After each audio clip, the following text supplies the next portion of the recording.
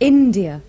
Its forests support thousands of different plant species, and there's widespread appreciation of the medicinal values of these plants based on centuries-old knowledge. But population pressure threatens to destroy many forest areas. Some have been designated national reserves, but forestry officers face a constant battle to protect the land. In India, you can say all types of forests, they are under threat because of the growing human population, growing cattle population, and people's insensitivity to the forest, because people always think that this forest belongs to the government. And that's why you can say 99% of the forests in India, they are under threat.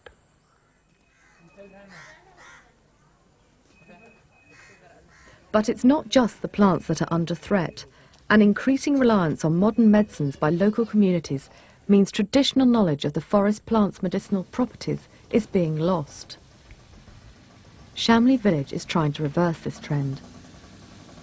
In a project with a local NGO, they're aiming to preserve the forest and its plants through reviving local use of traditional herbal medicines.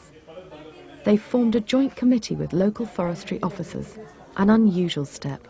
Historically, people have regarded forest protection as the duty of the government, while forestry officers often had a poor idea of the value and uses of forest plants.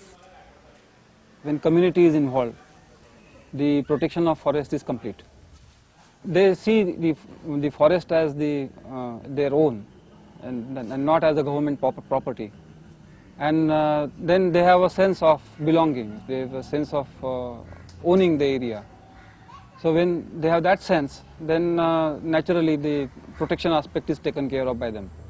Folk healers pooled their knowledge with botanists. Together they charted the plants and their uses and made an inventory of both scientific and local plant names. There are around 8,000 different species of medicinal plants in India. Many have proven therapeutic value and are much cheaper than modern alternatives.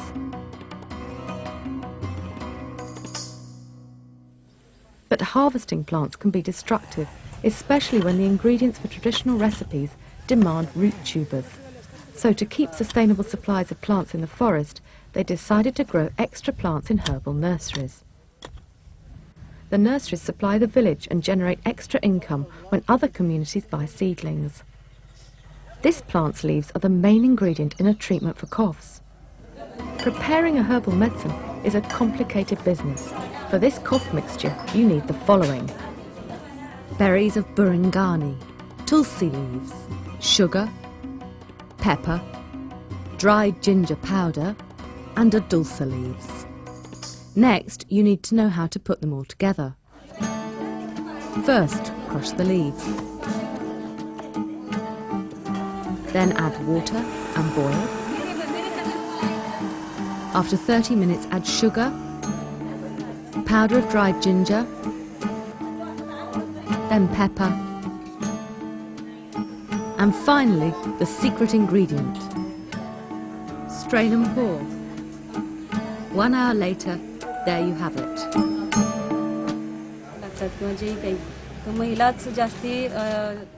The women have much closer ties with the forest than the men.